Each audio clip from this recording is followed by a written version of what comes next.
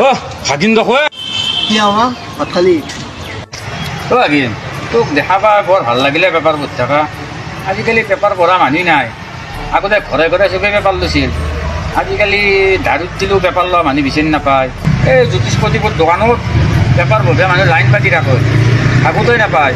গায়ন তলৰ ঘূৰি কাটোন ইমুটো পাৰে পেপাৰখন সিমুটোতে পঢ়ে এই পেপাৰ পঢ়া নাই মামা এই এতে কোনোবাই থৈ গৈছিল থাকে যায় ইংলিছ মই জোতা পাৰি হা ইংলিছ ক'ব নোৱাৰা ময়ো আৰু হয় নে নহয় এই মামা এটা কথা ভাবিছোঁ ইংলিছটো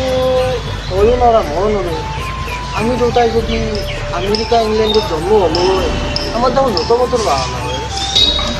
বৰ ডাঙৰ কথা ক'লে ভাগিন মই ভাবাই নাছিলোঁ তোন আমি ইংলিছ চিংলিছ নাজানো আমি যদি আমেৰিকা বা ইংলেণ্ডত জন্ম পালোঁ হয় কম হুষ্টিটোৱে মূল্য হয় ভাবাই নাছিলোঁ ইমান বয়সৰ তই মনত দৰ্জা খুলি দিলে ভাগিন কিন্তু ভাগিন এটা কথা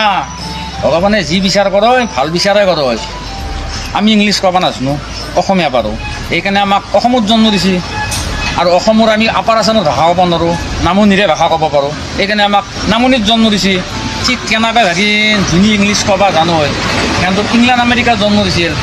প্ৰভু যি কৰে